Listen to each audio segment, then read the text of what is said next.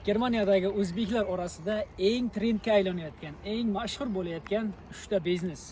Birinchisi logistika, transport sohasi. Bu sohaga avvaldan vatandoshlarımizda qiziqish yuqori bo'lgan va ayni damda ham yangi kelayotgan vatandoshlarimiz orasida shaxsan o'zimda ham qiziqish bor. Aynan qaysi yo'nalishi transport sohasini ham umzug, ya'ni ko'chish va dastavka xizmat, ya'ni lifering xizmatlariga qiziqish juda yuqori. Ikkinchi biznes soha bu restoran yoki oshxona sohasi hisoblanadi. Ayni damda Germaniyadagi vatandoshlarimiz tomonidan ochilgan yoki asos solingan oshxonalar soni ba'zi bir ma'lumotlarga ko'ra 20 dan to 30 ga yaqin va oxirgi yillarda bularning soni keskin ortib bormoqda. Katta shaharlarda bir nechta, hattoki Berlinda o'zini oladigan bo'lsak ham 4 ta 5 ta oshxona mavjud ayni damda. Uchinchi soha bu o'zini o'zi band qilish, ya'ni freelancer hisoblanadi.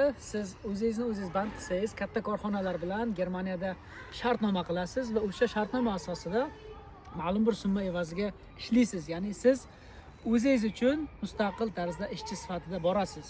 Bu degani siz qanaqa soha va qanaqa firmaligiga qarab soatiga pul olasiz. Endi ko'p sohalarda, masalan, meditsina sohasida yoki qariyalarga qarash sohalarida eng kamida 40 yevrodan bir soatiga boshlanadi.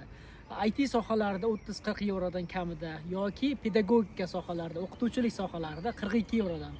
Bu esa oshib boradigan summa hisoblanadi. Ya'ni bir soat ishlaganingiz uchun siz 40, 50, 60, 100 yevro, hattoki undan ham yuqoriroq summa olishingiz mumkin bo'ladi.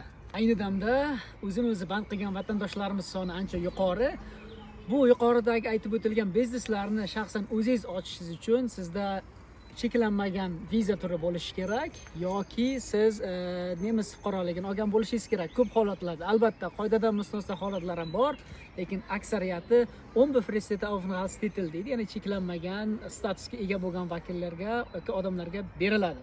Siz Germaniyada qaysi soha turiga asos solgan bo'lardingiz yoki qaysi biznes turiga kirgan bo'lardingiz? Albatta javoblaringizni kommentariyada qoldiringizlar. Germaniya haqida yana sizga qanaqa ma'lumotlar, qanaqa faktlar qiziq? Albatta javoblaringizni izohlarda qoldiringizlar. Biz esa mana shunday ajoyib bo'lgan tabiat qo'ynida sayrimizni davom etkazamiz. Marhamat.